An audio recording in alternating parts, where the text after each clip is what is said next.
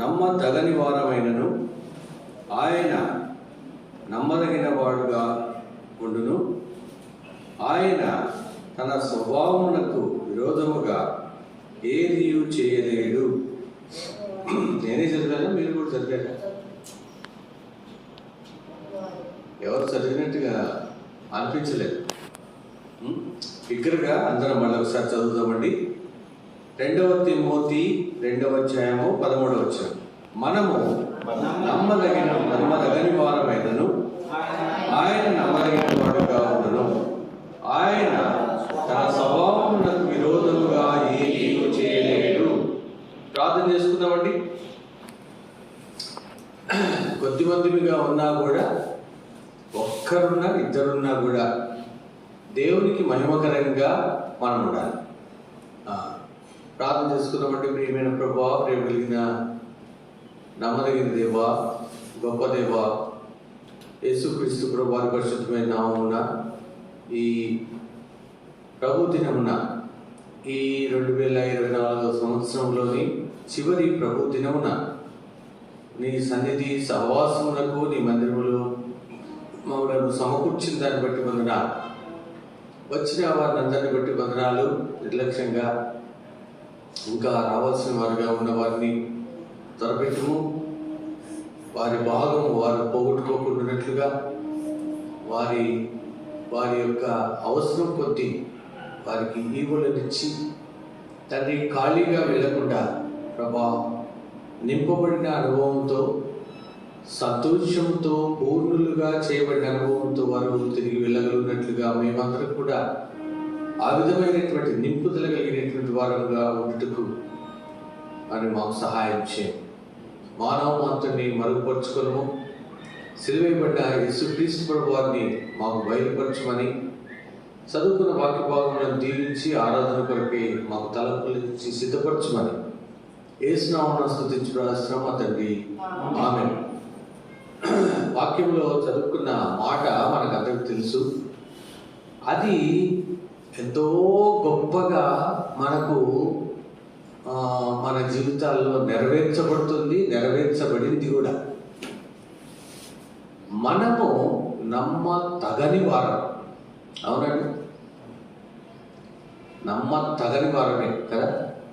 మా బాబుని ఏదైనా కూరగాయలు లేకపోతే ఏదైనా తీసుకురావడం, ఒక్క వస్తువు తీసుకురావడానికి పంపిస్తే ఎంతసేపు వెళ్ళిపోతాడంటే దోసపడి తర్వాత వస్తాడు.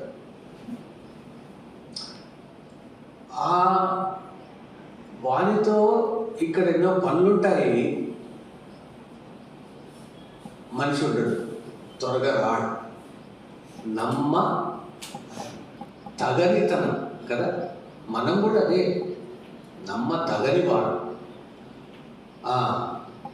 అయితే యేసుక్రీస్తు ప్రభువారిని మన రక్షకుడిగా అంగీకరించినటువంటి మనము దేవునికి నమ్మ తగిన వారముగా ఉండాలనేటువంటిది దేవుని యొక్క ఉద్దేశం కనుకనే రెండవ మాటగా ఆయన నమ్మదగిన వాడుగా ఉండును అనేటువంటిది మనకు తిమోతి యవనస్తుడికి అపోస్తలుడైన పౌలు రాస్తూ చెప్తున్నాడు. అపోస్తలుడైన పౌలు ఎంతో గొప్ప సేవ చేసినటువంటి వాడు, నమ్మదగిన వాడుగానే ఉన్నాడు. అపోస్తల కార్యము 9వ అధ్యాయంలో దేవుడు యేసుక్రీస్తు ప్రభువారు అపోస్తలుడైన పౌలుకు ప్రత్యక్షతనిచ్చి దర్శనం ఇచ్చిన తర్వాత నుంచి, అక్కడ నుండి పౌలు నమ్మతగని వాడుగా ఉండలే. అపోస్తల కార్యము 9వ అధ్యాయం నుండి చివరి వరకు కూడా మనం చదువుకుంటూ వచ్చినప్పుడు ఆయన ఎక్కడెక్కడో పరిచర్యలు చేస్తూ తిరిగినాడు. ఎంతో మందికి దేవుడు సువార్త చెప్తూ వచ్చినాడు. ఎన్నో శ్రమల గుండా వెళ్ళినాడు, బాధల గుండా వెళ్ళినాడు, కొట్టబడ్డాడు, గుద్దినాడంట ఆయన. అంత శ్రమల గుండా, అనేకమైనటువంటి పరిచర్యల గుండా వెళ్ళినటువంటి ఆయన ఎక్కడ కూడా నమ్మతగనితనము ఎక్కడ లేదు. కానీ ఆ మనిషి అపోస్తలుడైన పౌలు ఇక్కడ తిమోతికి రాస్తున్నాడు. ఏమని రాస్తున్నాడంటే మనము నమ్మదగని వారము. ఎందుకంటే స్వతహాగా మన మన నైజం, మానవుని యొక్క నైజము నమ్మతగనిది. ఆయన మనకు ఎన్నో మేలు చేశాడు, ఆయన మనకు ఎన్నో మేలు చేశాడు, ఎన్నో రకములుగా మనల్ని ఆదుకున్నాడు, పోషిస్తున్నాడు, సంరక్షిస్తున్నాడు. కానీ మనము నమ్మకమైన వారముగా లేవు, నమ్మదగిన వారముగా లేవు. కాబట్టి యేసుక్రీస్తు ప్రభువు దేవుడు ఇక్కడ నమ్మదగిన వాడుగా తనను తాను బయలుపరుచుకుంటూ ఉన్నాడు, నమ్మదగిన వాడు. కాబట్టి ఆయన ఎటువంటి నమ్మదగిన వాడు అని అంటే ఫిలిప్పీ 2:6-8 వచనాల వరకు మనం చూస్తే దేవుడు మానవుని విషయంలో ఒక ఉద్దేశం కలిగినటువంటి వాడుగా, ఒక ప్రణాళిక కలిగిన వాడుగా అక్కడ తన్ను తాను బయలుపరుచుకుంటూ ప్రత్యక్షపరుచుకుంటూ వస్తూ ఉన్నాడు. ఈ మానవుడు నమ్మతగని వాడుగా చెడిపోయిన మానవుడు. ఏమండి, ఆ ఏదేను తోటలో నమ్మకస్తుడిగా ఉండలే, నమ్మకమైన వాడుగా ఉండకుండా దేవుడు చెప్పినటువంటి ఆ మాట మీద తాను నిలబడి ఉండకుండా తన నమ్మకత్వాన్ని పోగొట్టుకున్నాడు. కాబట్టి ఈ మానవునిలోనికి నమ్మకత్వమును తీసుకురావాలి. కాబట్టి ఆ పడిపోయిన మానవుడు ఈ రోజు వరకు కూడా మానవుడు పడిపోయిన వాడుగా, చెడిపోయిన వాడుగా, పాడైపోయిన వాడుగా ఉన్నాడు. మనం అనుకుంటాం, నాకేమండి ఎంతో బాగున్నాను, ఆరోగ్యంగా ఉన్నాను, చక్కగా ఎంతో హుషారుగా ఉన్నాను, ఏ విధమైనటువంటి తొందర లేదు నాకు అని అనుకోవచ్చు. కానీ హృదయం అనేటువంటిది అది మన స్వాధీనంలో కూడా ఉండదు. ఎఫెసీ 3:2-4 వచనాల్లో ఎవరు చదువుతారండి? ఎఫెసీ 2:3-4 వచనాల్లో ఒక మాట అక్కడ మనము చూస్తాం. వారితో కలిసి మనమందరము శరీరము యొక్క, మనస్సు యొక్క కోరికలు నెరవేర్చుకుంటున్నాం. చాలండి. ఈ శరీరము, మనస్సు కోరికలు కలిగినటువంటిదిగా ఉంటూ ఉంది. ఏమండి, ఎన్నో కోరికలు ఉంటాయి ఈ శరీరానికి, మనస్సుకి. అందుకని ఆ తినకూడదు, తినద్దు అని చెప్పినటువంటి ఆ పండు తినింది ఆ మనస్సు, ఆ శరీరం యొక్క కోరికల చొప్పున ఆ పండు తినింది ఆ స్త్రీ. ఆ పురుషుడు కూడా, నేను అనుకుంటాను, ధ్యానించాను, ఆ స్త్రీని ఆటంకపరచలేదేమో ఆ పురుషుడు. వద్దు, ప్రభువు చెప్పాడు కదా, దేవుడు చెప్పాడు కదా, తినకూడదు అని చెప్పలేదేమో. తాను కూడా తిన్నాడు. మనసు యొక్క, శరీరం యొక్క కోరికలు అవే మనం నెరవేరుస్తూ ఉంటున్నాం కనుక దేవునికి మనము నమ్మదగిన వారముగా ఉండట్లేదు.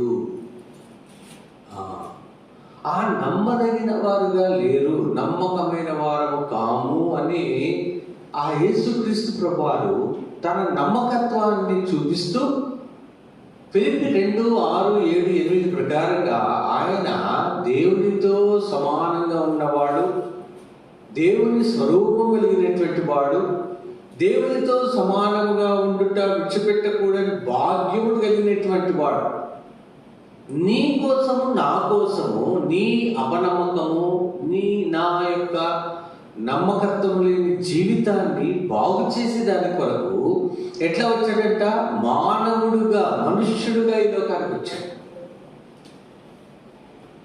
దేవునితో సమానంగా ఉన్నటువంటి వాడు, దేవుని యొద్ద ఉన్నటువంటి వాడు, పరలోకములో ఉన్నటువంటి వాడు, ఆ పరిశుద్ధ స్థలములో ఉన్నటువంటి వాడు, ఆయన ఆ దేవుని సముఖమును, దేవునితో సమానముగా ఉండినటువంటి ఆ భాగ్యమును విడిచిపెట్టి ఈ లోకానికి వచ్చాడు. మనుష్యుడిగా పుట్టాడు. చదువుతారండి ఇది. దేవుని స్వరూపము గలవాడయుండి దేవునితో సమానముగా ఉండట విడిచిపెట్టకూడని భాగ్యమని ఎంచుకొనలేదు, కానీ మనుష్యుని పోలికగా పుట్టి దాసుని స్వరూపము ధరించుకొని తనను తాను రిక్తుడిగా చేసుకున్నాడు. మరియు ఆయన ఆకారమందు మనుష్యుడిగా కనబడి మరణం పొందినంతగా, అనగా శిలువ మరణం పొందినంతగా విధేయత చూపిన వాడై తను తాను తగ్గించుకున్నాడు. ఇది నమ్మకత్వము కలిగినటువంటి, నమ్మదగిన వాడుగా ఆయన మన ఎడల జరిగించినటువంటి కార్యం.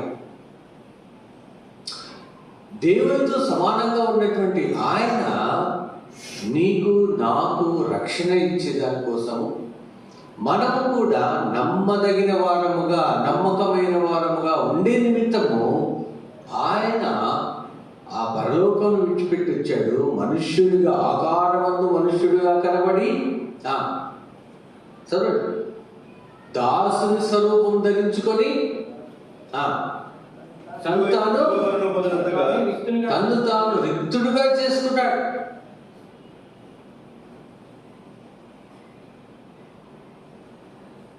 విధేయత చూపించాడంట. ఈ విధేయతలోనే ఆ నమ్మకత్వం వస్తుంది. నీకు నాకు కూడా ఆ విధేయతలోనే నమ్మకత్వం వస్తుంది. ఆ నమ్మకత్వమే దేవుని యందలి భయభక్తులు, దేవుని యందలి విశ్వాసం కలిగినటువంటి వారంగా ఉండడానికి ఆ నమ్మకత్వం అనేటువంటిది, నమ్మకం అనేటువంటిది, నమ్మిన వారముగా ప్రభుని నమ్ముకున్నామండి అంటారు. అంతేగాని ప్రభుని నమ్ముకున్న అనుభవమే ఉండదు, ప్రభుని నమ్ముకున్నటువంటి జీవితమే ఉండదు.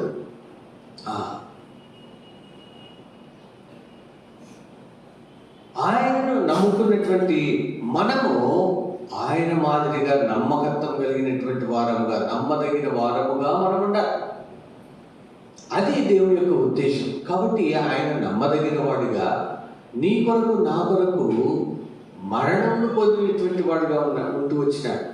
ఆ మరణము ఏమి మరణము? మరణము పొందినంతగా అన్నాడు. ఆ తర్వాత అనగా శిలువ మరణం పొందినంతగా. మరణం వేరు, శిలువ మరణం వేరు. మళ్ళీ నేను వస్తా ఉన్నాను ట్రైన్లో, నాకు తెల్లవారుజామున ఫోన్లో చూస్తే ఒక ఇన్ఫర్మేషన్ వచ్చింది.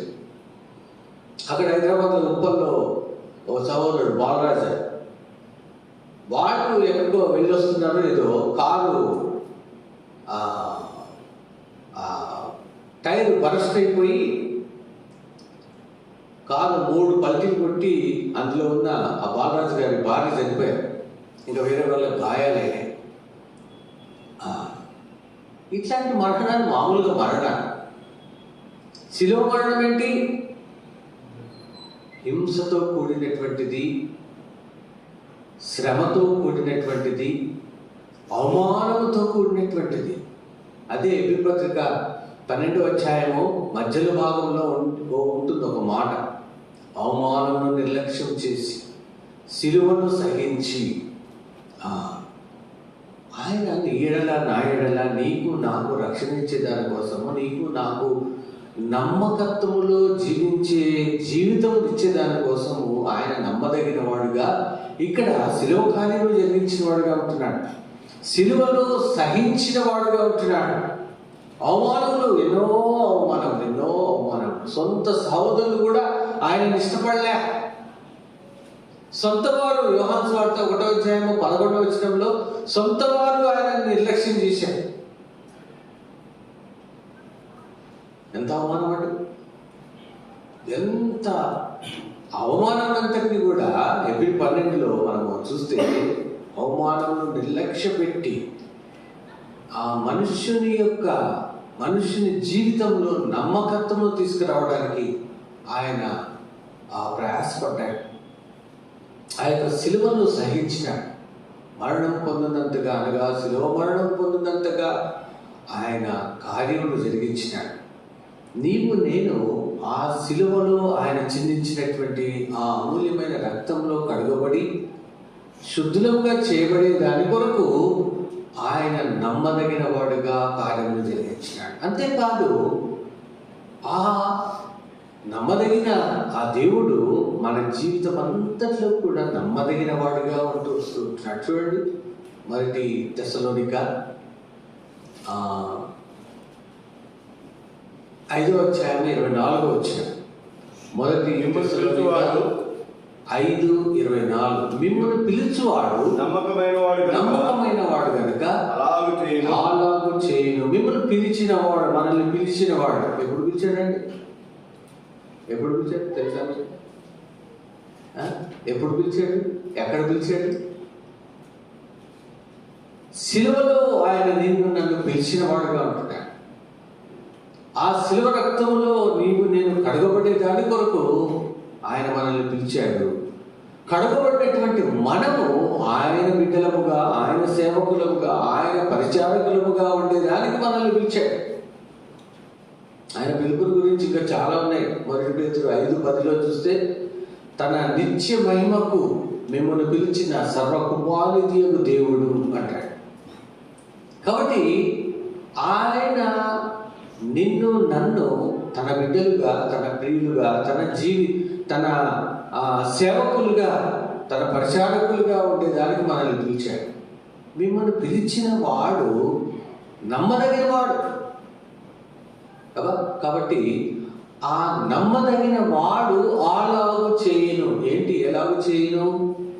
పై వచనంలో ఉంది చూడండి, 23వ వచనంలో, సమాధానకర్త యొక్క దేవుడు. 23వ వచనం, మొదటి తెస్సలోనిక 5:23. సమాధానకర్త యొక్క దేవుడే మిమ్మల్ని సంపూర్ణముగా పరిశుద్ధపరచుగాక. సంపూర్ణముగా మనం పరిశుద్ధులముగా ఉండాలనేటువంటి దేవుని యొక్క ఉద్దేశం. సంపూర్ణముగా సమాధానకర్త యొక్క దేవుడే మిమ్మల్ని సంపూర్ణంగా పరిశుద్ధపరచుగాక. మీ ఆత్మయు జీవమును శరీరమును మన ప్రభు అయిన యేసుక్రీస్తు యొక్క రాకడయందు నిందారహితముగాను సంపూర్ణముగా ఉన్నట్లు కాపాడునుగాక. ఇటువంటి అద్భుతమైనటువంటి వచనం అండి ఇది. ఆయన యొక్క రాకడ ఎప్పుడో తెలియదు. ఆ రాకడ యందు ఆయన ఎదుట మనం నిలబడాల. ఆయన ఎదుట మనం నిలబడే దాని కొరకు ఆయన మనల్ని ఏం చేస్తున్నాడంట? మీ జీవమును, ఇంకా శరీరమును, మీ జీవమును, ఆత్మయు శరీరమును. చూసారా? ఇది చాలా మర్మమైనటువంటి విషయము, లోతైనటువంటి విషయము. చాలా జాగ్రత్తగా గమనించి ఆ ప్రకారంగా మనము ఆ వాక్యమును అన్వయించుకోవాలి. మీ జీవము, ఆత్మ, శరీరము కూడా ఎట్లా ఉంటుందంట? యేసుక్రీస్తు రాకడయందు, ఆయన రాకడయందు నిందారహితముగా ఉండాలి. సంపూర్ణముగా ఉన్నాడు. నిందారహితముగా సంపూర్ణముగా రక్షించబడిన వారమైనప్పటికీ, యేసుక్రీస్తు ప్రభు వారిని నమ్ముకున్నటువంటి వారమైనప్పటికీ మనము తప్పిపోయేటువంటి ఆస్కారం ఉంది, పడిపోయేటువంటి ఆస్కారం ఉంది. ఆయన నమ్మదగిన వాడు. ఆ నమ్మదగిన వాడు మనల్ని ఆయన యొక్క రాకడయందు ఆయన ఎదుట మనల్ని నిలబెట్టుకునే దాని కొరకు మనల్ని మన ఆత్మ, జీవము, శరీరంలో నిందారహితముగా ఉండేదానికి ఆయన కాపాడుతూ ఉన్నాడు. సంపూర్ణముగా ఉండేదానికి ఆయన మనల్ని కాపాడుతున్నాడు. ఆ కాపాడబడుతున్నావా? దినము కూడా నిందారహితముగా పరిశుద్ధంగా ఉండేదానికి మనం సిద్ధపడుతున్నామా? ఆ సిద్ధపడిన అనుభవంలో ఉండినటువంటి వారం అయితేనే ఆరాధించాలా. ఆ సిద్ధపాటు లేకుండా ఆదివారం వచ్చింది కాబట్టి ఆరాధన చేస్తాము అని అంటే కాదు. నువ్వు ఇక్కడ ఆరాధన చేస్తుండొచ్చు, ఎవరో నీ ఆరాధన వింటారు, పోతున్నారు, చూస్తున్నారు, నువ్వు వింటున్నావు, నువ్వు చేస్తున్నావు, వెళ్తున్నావు. దేవునికి ఇష్టమైనటువంటి ఆరాధనగా ఉందా లేదా? ఆయన ఎదుట నీవు నిందారహితముగా ఉన్నావా లేదా? మొదటి యోహాను 1:9 మనం చూస్తాం. ఏం చెప్తున్నాడు అక్కడ? మన పాపములను మనం ఒప్పుకొని ఆయన నమ్మదగిన వాడు, నీతిమంతుడు కనుక. చాలు. ఆయన నమ్మదగిన వాడుగా నిన్ను నన్ను మన పాపములు ఒప్పుకున్నప్పుడు మనల్ని పరిహరించి ఆయన యొక్క రక్తముతో మనల్ని కడిగి మన దుర్నీతిని అంతటినీ తీసివేసేదానికి ఆయన నమ్మదగిన వాడుగా బయలుపరుచుకుంటున్నాడు. మన పాపం మనం ఒప్పుకున్నప్పుడు ఆయన నమ్మదగిన వాడు, నీతిమంతుడు కనుక ఆయన మన పాపములను క్షమించి సమస్త దుర్నీతి నుండి మనలను పవిత్రులుగా చేయాలి. అదే ఇక్కడ తెస్సలోనిక మొదటి పత్రిక 5వ అధ్యాయం 23వ వచనంలో మనం చూస్తా ఉన్నాం. అదేవిధంగా ఎబ్రీ పత్రిక 5వ అధ్యాయం 27 నుండి 29, 25 నుండి 27 వరకు ఒకే వచనముగా ఉంది మనకు అక్కడ. అటువలే క్రీస్తు కూడా సంఘమును ప్రేమించి ఎబ్రీ 5:25 నుండి 14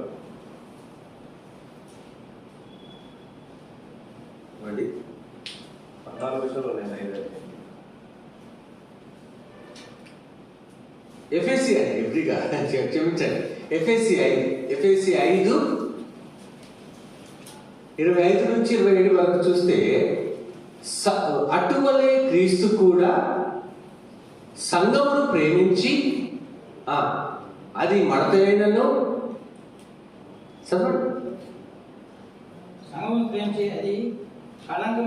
కళంకమైనను మడతమైనను అట్టిది మరి ఏదైనా లేక పరిశుద్ధమైనది గాను నిర్దోషమైనది గాను మహిమగల సంఘముగా దానిని తన ఎదుట నిలబెట్టుకునే దాని కోసము ఏం చేస్తున్నాడు? వాక్యముతో ఉదక స్నానం.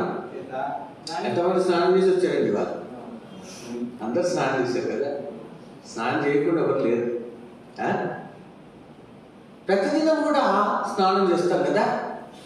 ఇక్కడ ప్రతి దినము, ప్రతి క్షణము, ప్రతి నిమిషము కూడా స్నానం, ఉదక స్నానం. దేంతో?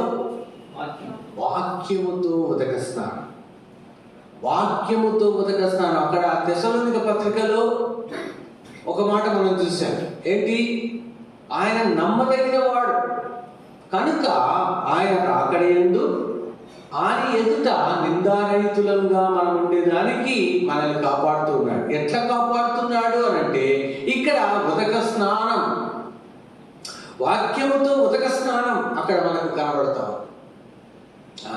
ఈ వాక్యం మనకు ఎందుకు ఇచ్చాడు? ఈ రోజుల్లో ఎవరు బైబిల్ చదవట్లేదంట.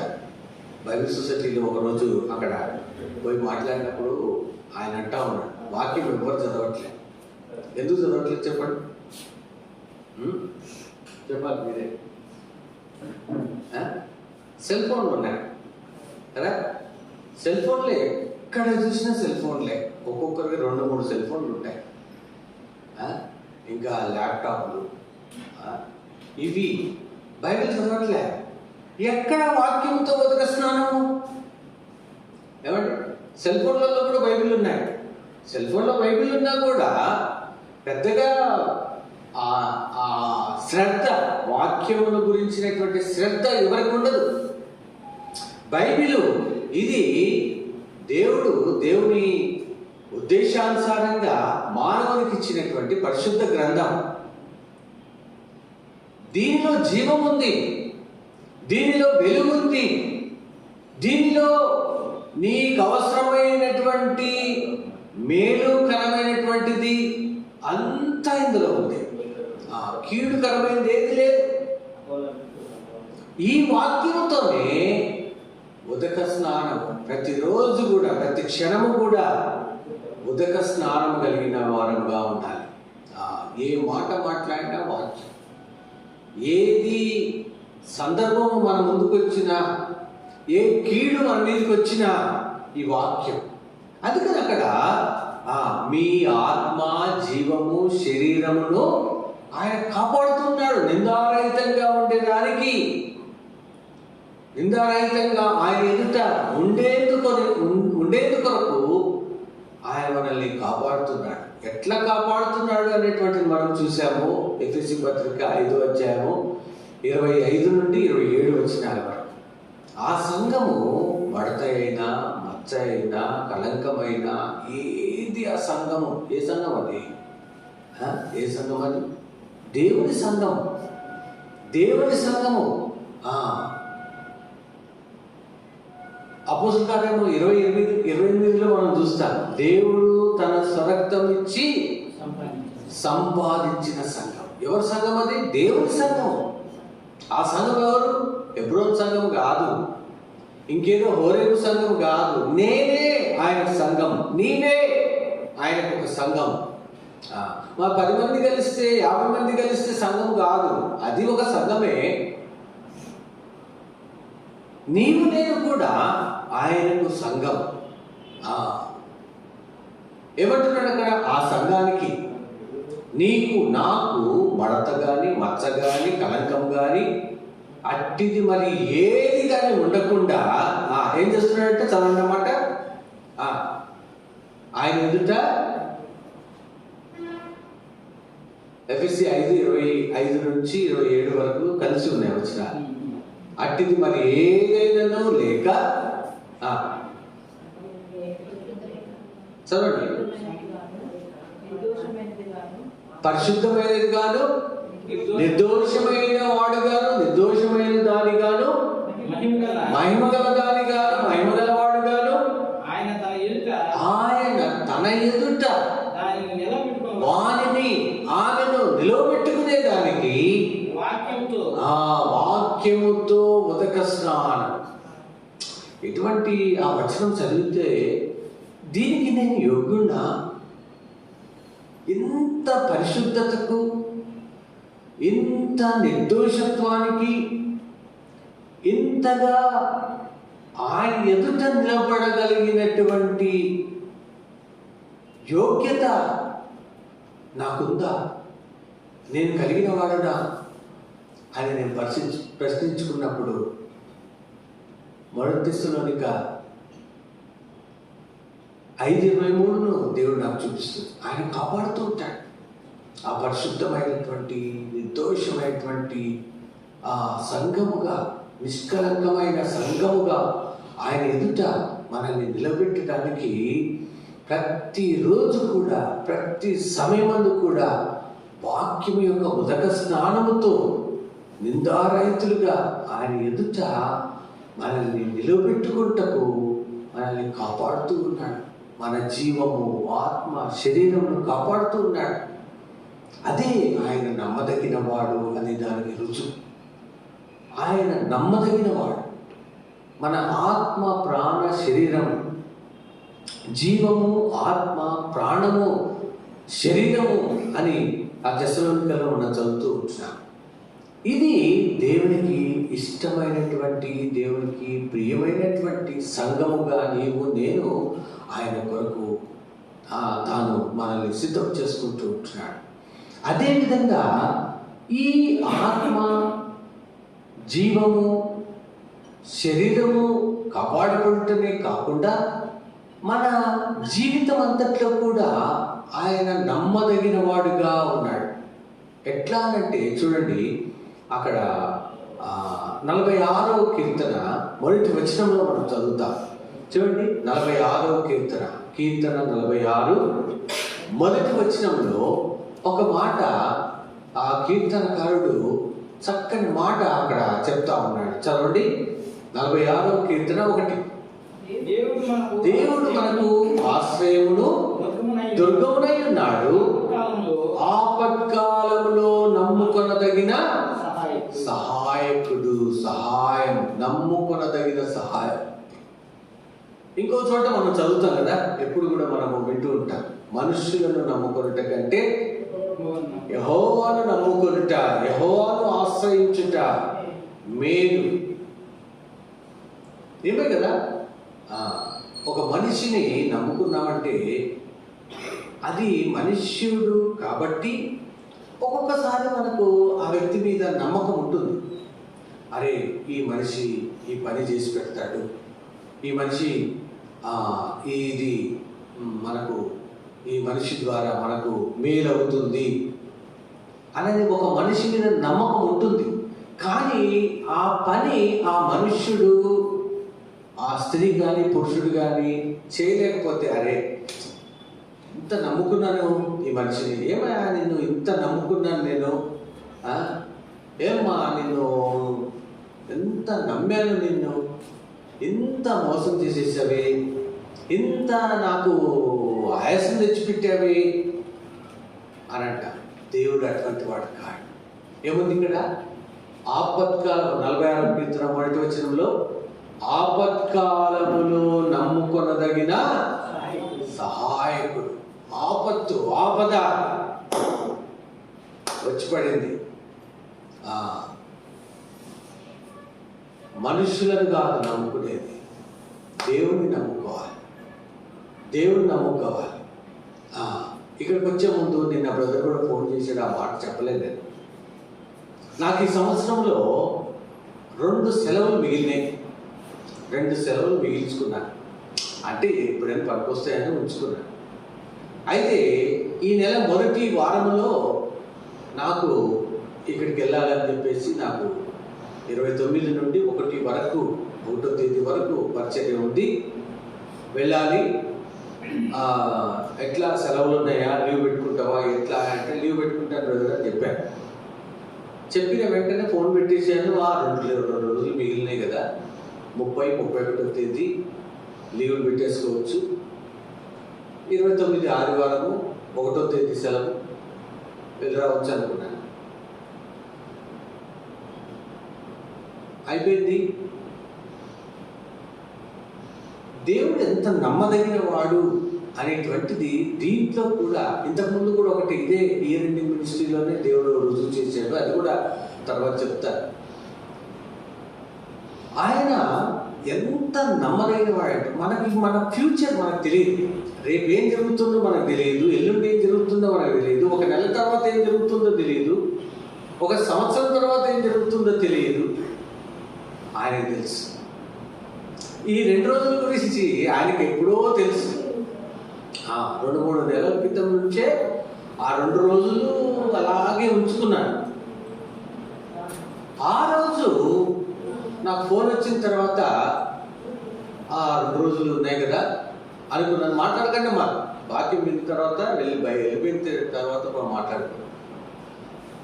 ఉన్న తర్వాత 2 రోజులు ఉన్నాయి కదా అని అనుకున్నాను.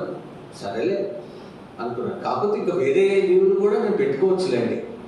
కాకపోతే ఏంటంటే సంవత్సరానికి 15 సెలవులు ఉంటాయి, ఆ సెలవుల్లో 2 మిగిలినాయి. నేను అప్పుడే అనుకున్నా, అరే దేవుడు ఎంత ఆశ్చర్యమో, ఆయనకు ముందున్న ఈ పరిచర్య కానీ ఇది ముందే తెలిసి 2 రోజులు లీవు అట్లా ఉంచుకునేటట్టు చేశాడు అని అనుకున్నాను. పెద్దగా పట్టించుకోలేదు, ఈజీగా తీసుకున్నాను. అయితే సరే అయిపోయింది. బ్రదర్తో కూడా మధ్యలో మాట్లాడాను, వస్తున్నానని చెప్పాను, అయిపోయింది. నిన్న కాదు మొన్న 28 నిన్న, మొన్న 27వ తేదీన నేను కోర్టులో పనిచేస్తాను. నా లీవు జడ్జి గారు ఒప్పుకోలేదంట. టికెట్ తీసేసుకున్నాను, రానుపోను టికెట్ తీసేసుకున్నాను. జడ్జి గారు లీవ్ ఇవ్వడానికి అబ్జెక్షన్ చేశాడట. అంటే వేరే వాళ్ళు ఈ సంవత్సరాంతంలో అందరూ పెడుతుంటారు లీవ్, దాన్ని బట్టి వాళ్ళు పెట్టారు వీళ్ళు పెట్టారు. మొన్ననే క్రిస్మస్కి 2 రోజులు పెట్టుకున్నాడు ఈయన, మళ్ళీ ఇప్పుడు ఏంటి అని వాళ్ళకు అడుగుతున్నారు, వీళ్ళు అడుగుతున్నారు అన్నాడట. అయితే ఆయన సూపరింటెండెంట్ నాకు చెప్పాడు, సార్ ఇట్లా అన్నాడు వారంటే సరేలే అని టెన్షన్ అయిపోయి అది టికెట్ తీసేసుకున్నాను రానుపోను, బ్రదర్ కూడా ఫోన్లు చేస్తుంటే వస్తా అని చెప్పాను, మళ్ళీ ఇప్పుడిప్పుడు లేదు క్యాన్సిల్ చేసుకుంటాను, మేము అక్కడ వెళ్ళేది క్యాన్సిల్ చేసుకుంటే ఇప్పుడు సడన్గా ఎవరు వెళ్తారు అక్కడికి అని మనుష్య తలంపు, మనుష్యేచ్ఛ ఇవి అని అనుకుంటూ మళ్ళీ వెంటనే దేవుని వైపు తిరిగా.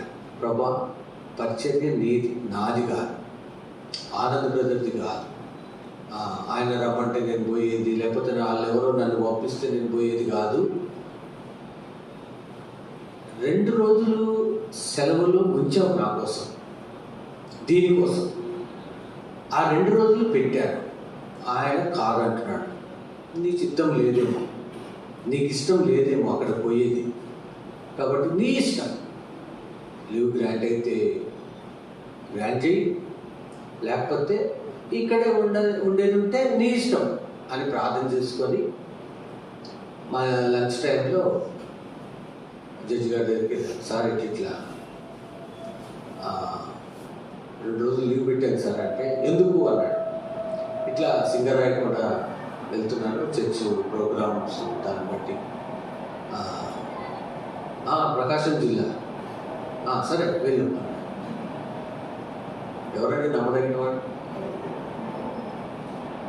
నిన్న బ్రదర్ ఫోన్ చేశాడు ఆఫీస్కి వెళ్ళినప్పుడే, మధ్యాహ్నం 12 గంటలకు కదండి, నోటి దాకా వచ్చింది చెప్దామని.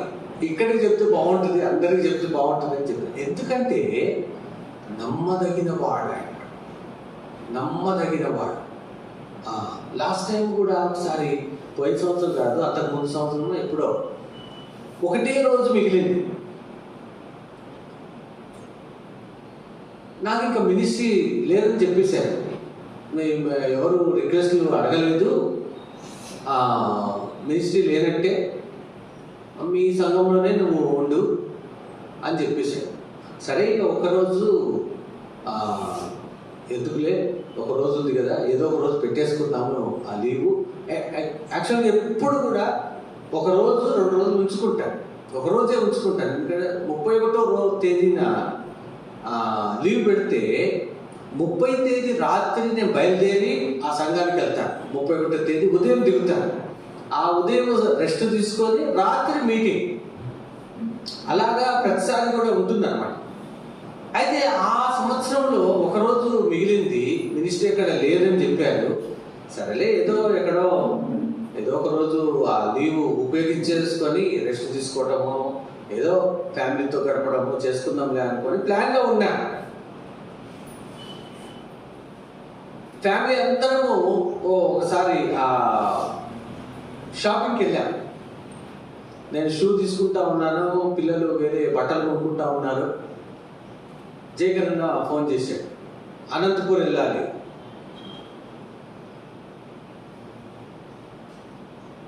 అరే 1 రోజు ఉంది కదా, కరెక్ట్గా 1 రోజు సరిపోతుంది. ఆ క్షణంలో చెమటలు పట్టేసినాయండి. 1 రోజు లీవ్ ఉండని, 2 రోజులు లీవ్ ఉండని, నేను ఇచ్చిన లీవులు నువ్వు ఎట్లా పెట్టుకుంటావు నీ ఇష్టం వచ్చినట్టు? నా పని కోసము, నా పరిచర్య కోసము ఆ లీవులు, ఆ సదుపాయం నేను ఏర్పాటు చేసింది.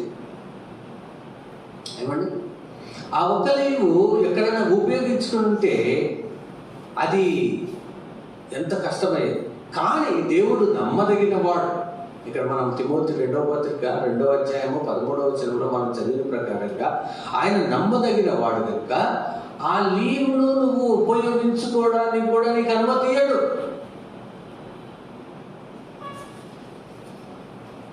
ఆశ్చర్యమైపోయింది నాకు, చెమటలు వచ్చేసినాయి. ఎంత అట్లాంటివి చాలా ఉన్నాయి నీ జీవితంలో, నా జీవితంలో కూడా. కష్టాలు వస్తాయి, ఇబ్బందులు వస్తాయి, శ్రమలు, అవమానములు. 46వ కీర్తన 1వ అధ్యాయం, ఆయన మనకు ఆశ్రయమును దుర్గమునై ఉన్నాడు. చెప్పాలి, చూస్తామంటే కాదు. ఆపత్కాలంలో ఆయన నమ్ముకొనదగిన సహాయకుడు. నోరు తెచ్చుకొని ఇట్లా కళ్ళు తెచ్చుకొని నన్ను చూడటం కాదండి. అదే ఉదక స్నానం. ఏంటి? వాక్యంతో ఉదక స్నానం. మాట్లాడుతుండాలి మీరు కూడా. వాక్యం తెలుసు మీకు, తెలియదని కాదు. వాక్యం ఏ వాక్యం ఉందో నేను బ్లాంక్స్ వదిలిపెట్టినప్పుడు చెప్పాలి మీరు. అట్లనే మనం నేర్చుకుంటాం. ఆ పిల్లలు ఉన్నప్పటి నుంచి నేను నేర్చుకున్నట్లే, అంత వయసు నుంచి. ఆయన మనకు ఆశ్రయమును దుర్గముగా ఉన్నాడు. లీవుల విషయమే కావచ్చు, అనారోగ్య విషయమే కావచ్చు, ప్రయాణాల విషయమే కావచ్చు, కష్టములు కావచ్చు, అనారోగ్యములు కావచ్చు, నొప్పి కావచ్చు, ఆయన మనకు ఆశ్రయం, ఆయన మనకు దుర్గం. తర్వాత మాట ఇది, ఈ మాట అద్భుతమైన మాట. ఏంటి? ఆపత్కాలములలో ఆయన మనకు నమ్ముకొనదగిన సహాయం. ఆ సహాయం తప్ప ఈ లోకములో ఎక్కడా సహాయం లేదు, ఎవరి దగ్గర సహాయం లేదు, డబ్బుల్లో సహాయం లేదు.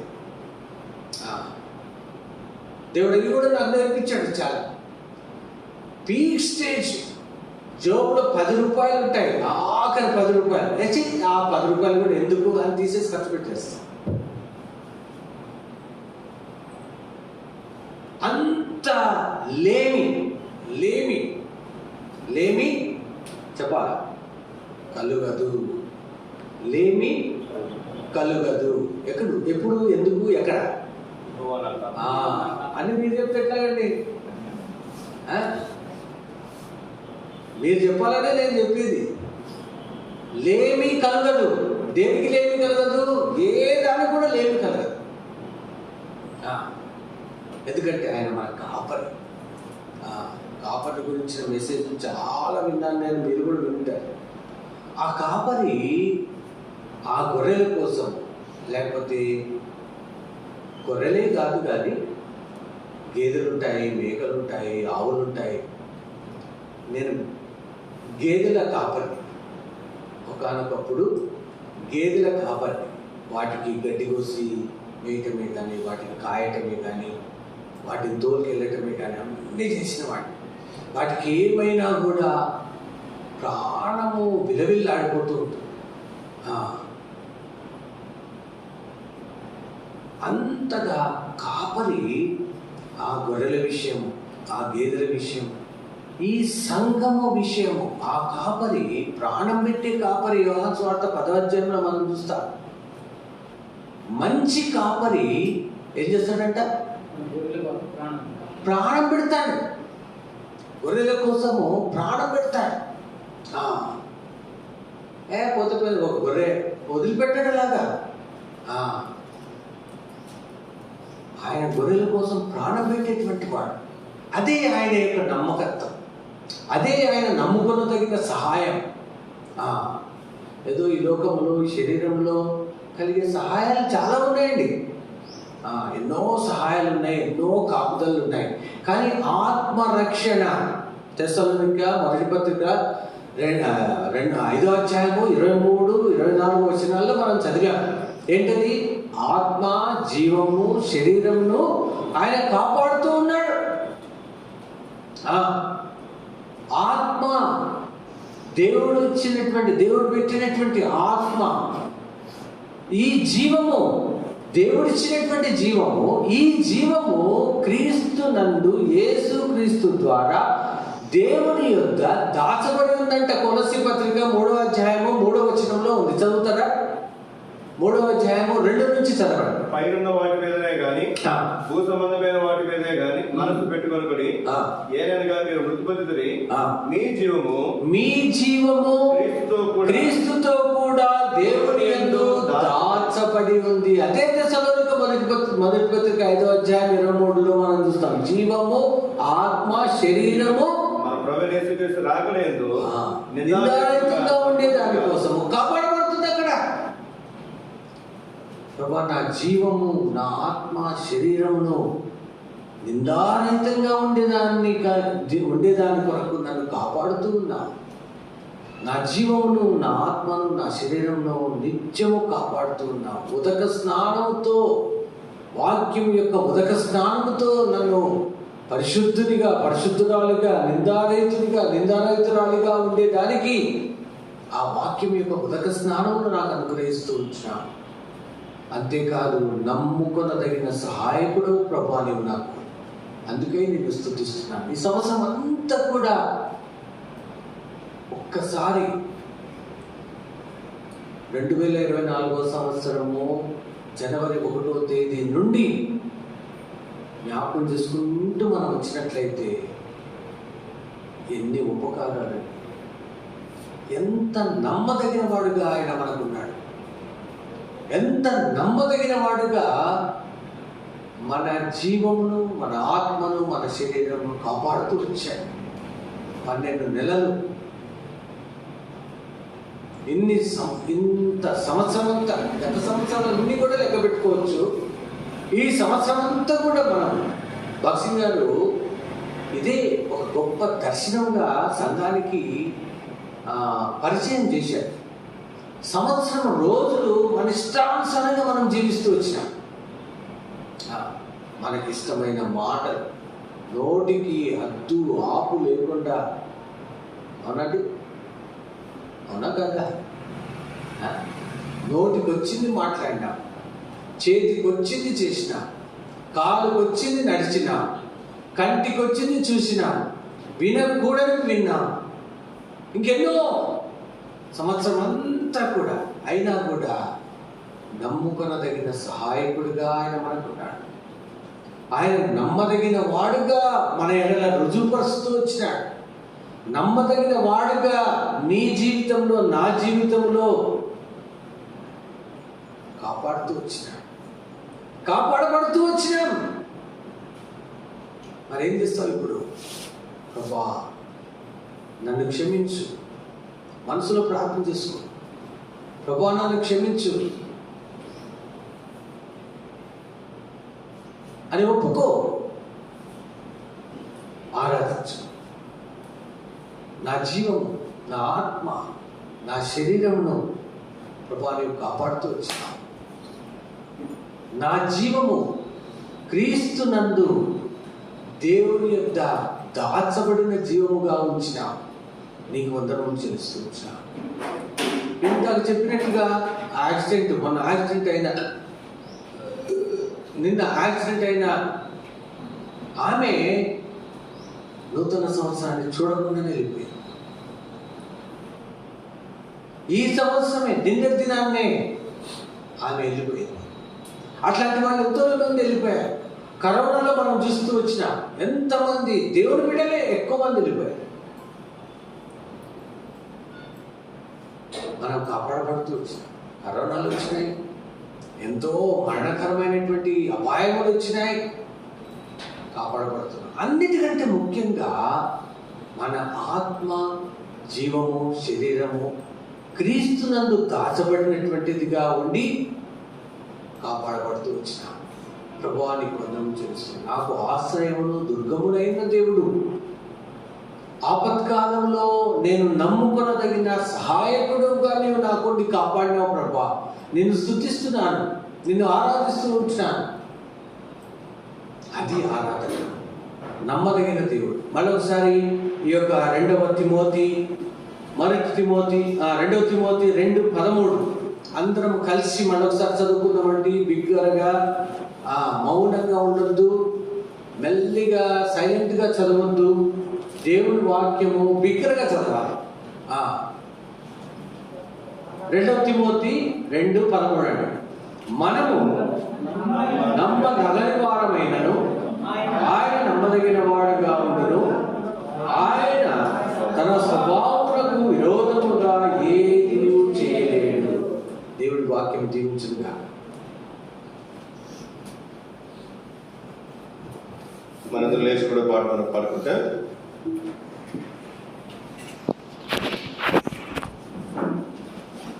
చూడండి.